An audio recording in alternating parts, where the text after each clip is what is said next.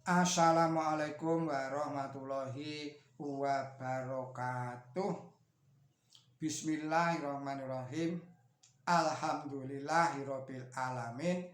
Allahumma sholli ala sayyidina Muhammad wa ala ali sayyidina Muhammad kama barokta ala sayyidina Ibrahim wa ala ali sayyidina Ibrahim fil alamina innaka hamidum majid.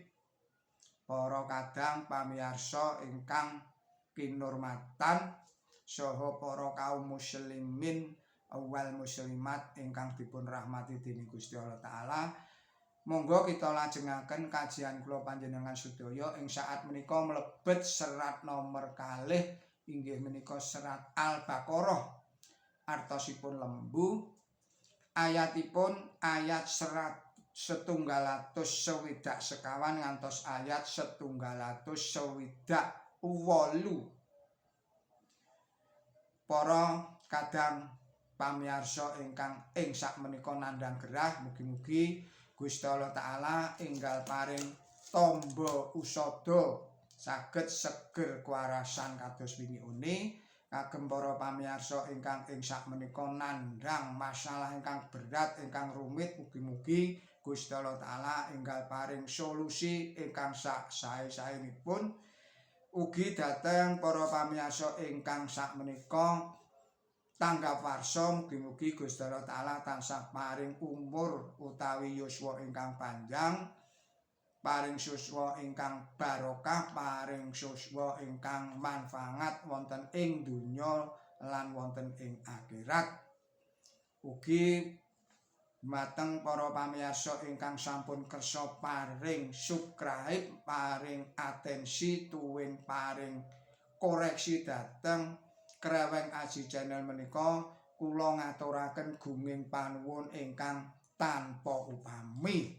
Lan ugi mugi-mugi kula panjenengan sedaya tansah pinaringan seger kuarasan ayem tentrem kuasa sabar lan tawakal, ugi pinaringan rejeki ingkang halalan ingkang thayyiban ingkang kuwatah mbelawah dening Gusti Allah taala. Ugi mugi-mugi kula panjenengan sedaya tansah pinaringan pangayoman, pinaringan seger kuarasan, pinaringan pangayoman saking sedaya mara bebaya, sedaya fitnahipun Dajjal Ya'juj saha Ma'juj, saha saking godha rencananipun setan lan iblis. Monggo kita lajengaken kajian menika. Bismillahirrahmanirrahim. Innani khalqis samawati wal ard wa ikhtilanil laili wan nahari wal fulkil lati tajri fil bahri bima yanfa'un nasa wa ma anzalallahu minas samai min ma'in fa'al ya bihil ardu ba'da mautiha wa basya fiha min kulli dabbah wa tash'ari fil riyahi wasyahabbil musaqari bainal syama'i wal ardi la ayatin liqaumin ya'qilun. Wa minan nasi man yatakhidu min dunillahi andadan yuhibbunahum kaqurbillah walladzina amanu asyadu hubbalillah walau yaro'ila dina dolamu idda yaronal adab anal quwwata lillahi jami'a wa anna allaha syadidul adab.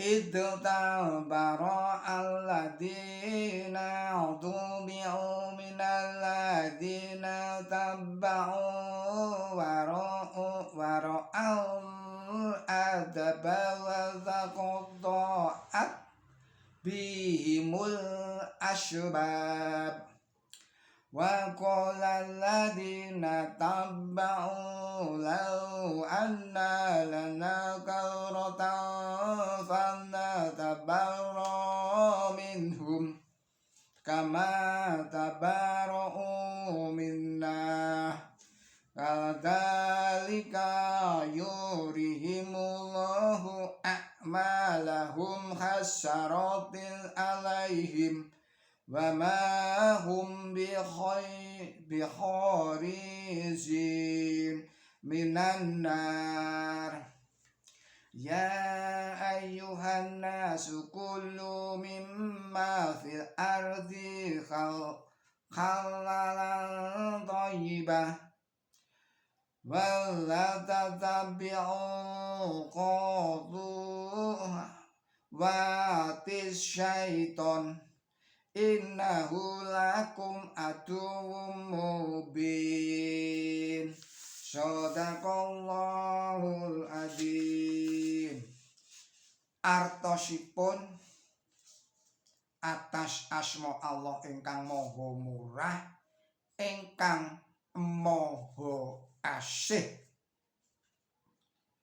Sayekti ing dalem dumadine langit-langit lan bumi lan ing dalem gilir gumantine wengi lan rina serta ing dalem prau kang lumaku ing segara angemot barang kang migunani marang manusa tuwin ing dalem barang kang katurunake dening Allah saka ing mendung arupa banyu kang banjur didamel nguripake bumi sawise matine sarta anyebar sarupaning gegremet ana ing kono apa dene ing dalem owah-owahaning angin tuwin ing dalem mega kang didamel ambangun turut saantarane langit lan bumi iku temen tanda-tanda yekti tumrap wong kang padha mangerti lan saweneing manusa ana kang angalap minangka sisihan-sisihaning Allah dudu Allah padha ditresnani kaya kudune tresnani marang Allah. Dene para kang angestu tresnani marang Allah luwih abanget lan yen to para kang atindak dudu padha weruwa nalikane andeleng siksa yen pangawasa iku kabeh kagungane Allah lan yen Allah iku abanget ing siksa wawalesing tindak ala.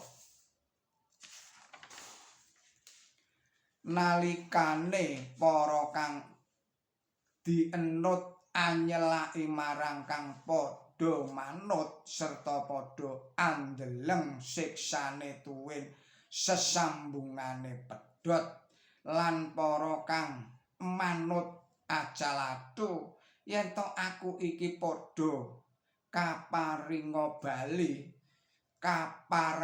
bali amesti banjur padha dak selaki kaya anggone anyelaki marang aku kang iku Allah arsa anedahake panggawe-panggawene kang anedahake banget piduwung marang awake lan ora pisan bakal padha metu saka ing geni. Para manungsa padha mangano barang kang ana ing bumi kang kaiden, kang apik lan aja manut dadalaning setan.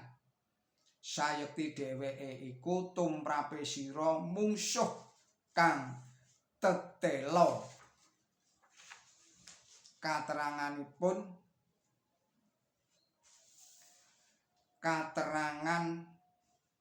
wonten ing serat 160 sekawan. Maha tunggalipun Allah punika sampun gumelar wonten ing sagung dumados sarta rehning iktikat utawi pangandel punika ngantos samanten cethanipun mila sampun boten wonten semang-semangipun malih menawi ing wasananipun mesti menang kalayan panembah Brahala tuwin sawarnaning kamusyrikan nggih menika mangeran kathah.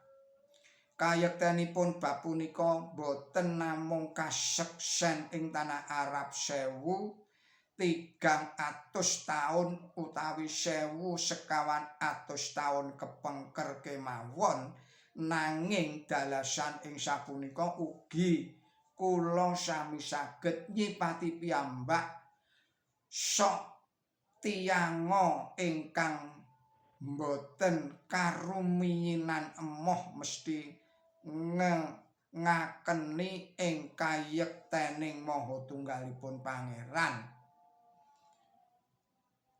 Runtuting kawontenan ingkang gumelar wonten ing sagung dumados punika wonten ing dalem Quran suci tansah kapangandikaaken dados tandha yekti ingkang kasawijenipun Pangeran ingkang nitahaken. Katerangan candhaipun Brahala punika ugi kalebet sesembahan ingkang kapangandikaaken wonten ing ayat punika. Ewadene terang ingkang dipun kersakaken nalika para panuntun ingkang sami nuntun dhateng awon para ingkang sami manut piyambakipun. Bab punika kapangandikaaken kaliyan langkung cetha malih wonten ing ayat-ayat candhaipun. Ing ngriku kapangandikaaken bilih para dinut inggih punika para panuntun sami nyelaki ing tiyang ingkang sami manut dhateng piyambakipun. Katerangan salajengipun tresna tuwin asihing Gusti Allah Subhanahu wa taala dhateng titahipun punika marambah-rambah tansah kagelaraken wonten ing Quran suci. Tresnanipun manusa dhateng Gusti Allah taala inggih punika tatalesipun Islam ingkang sejati utawi sumarah ing ambabar misani dhateng Pangeran punika kadhawuhaken wonten ing ayat ngriki langkung kiyat tinimbang lan tatang suling katresnan tuwin mimitran sanesipun. Kalebet ugi tatang sul ingkang ngiket manusa kaliyan brahalanipun utawi sesembahan palsu sanes-sanesipun. Dawuh punika anggorohaken pandakwa bilih agami Islam punika boten adhedhasar tresna ing Pangeran. Katerangan candhaipun wonten ing ayat 127. Anggenipun para panuntun tuwin para ingkang dipuntuntun sami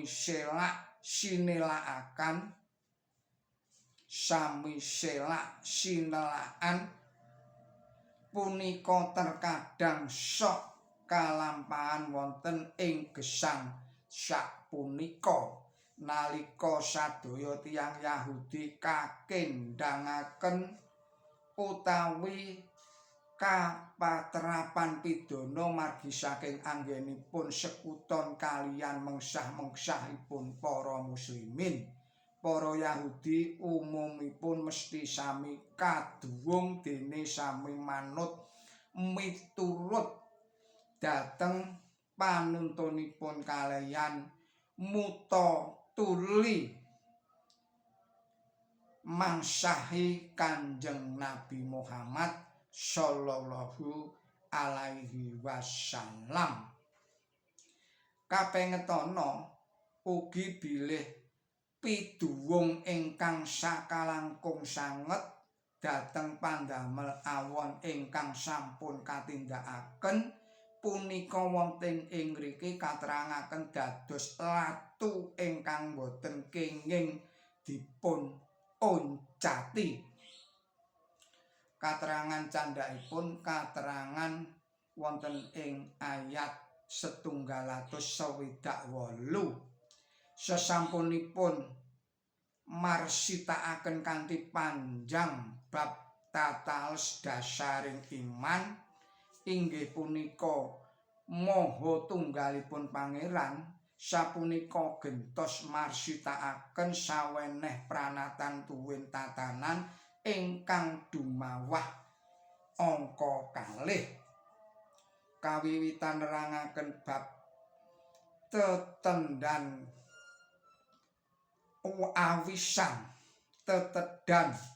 awisan kalayan mengku sedaya warni kalih sepisan andhawuhaken bilih ngemungaken barang-barang kaiden utawi halal tuwin ingkang sae kemawon ingkang kenging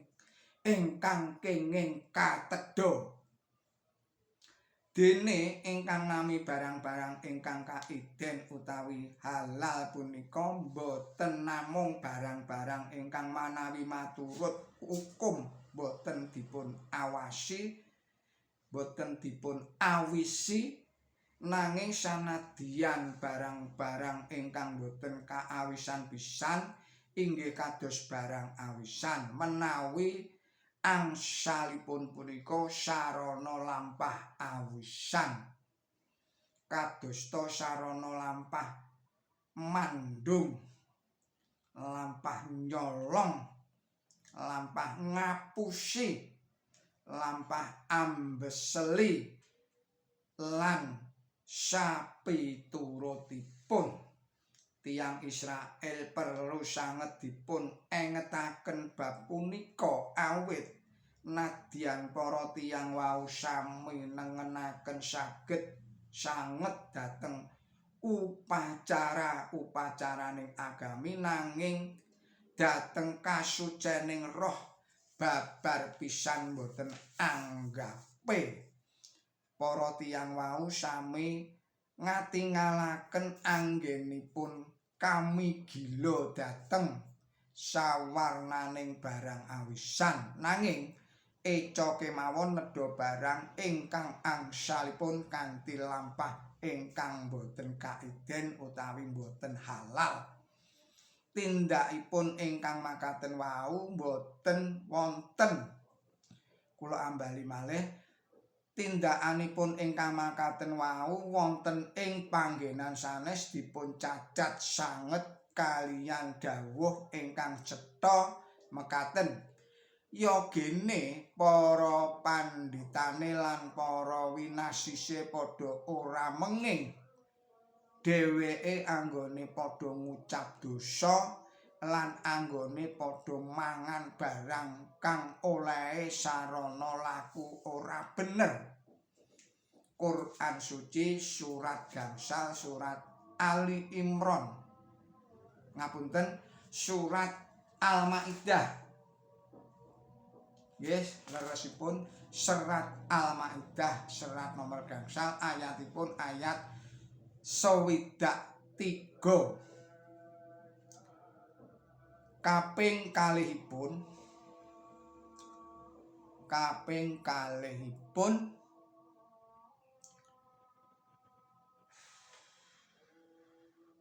wewahan dawuh aja manut dadalaning setan punika mewahi cetanipun maksudipun awisan wau Quran suci angakeni bilih antawisipun kawontenanipun manusa jasmani lan rohani punika wonten ing sesambetanipun sampun boten wonten semang-semangipun malih bilih tedha menika tumrap pambanguning budi pekerti wigatos pakaryanipun sarta inggih sampun cetha bilih kakiyataning manah tuwin pikiran punika kadadeyan dening sipating tedha angger-angger punika ugi katingal tumindak wonten ing alaming sato kewan rehning Quran suci punika kangge sedaya tataran kamajenganipun gesang bebrayaning manungsa mila Quran suci inggih ngemot pranatan lan tatanan ingkang kangge nyaekaken kawontenanipun manusa menggah ing jasmaninipun budi pekertinipun tuwin rohaninipun. Para pamirsa ingkang kinurmatan saha kaum mukminin wal mukminat ingkang dipun rahmati dening Gusti Allah taala, kula pungkasi semanten rumiyin kajian kula panjenengan menika mugi-mugi ndadosaken kiyatipun iman saha takwa kula panjenengan sedaya dhateng Gusti Allah taala lan ugi mugi-mugi saged niyataken ilmu tuwin amal kesaenan kula lan panjenengan sedaya. Kula nyuwun pangapunten saking kekilapan kula tuwin kesalahan kula billahi taufik wal hidayah ihdinas siratal mustaqim wassalamualaikum warahmatullahi wabarakatuh.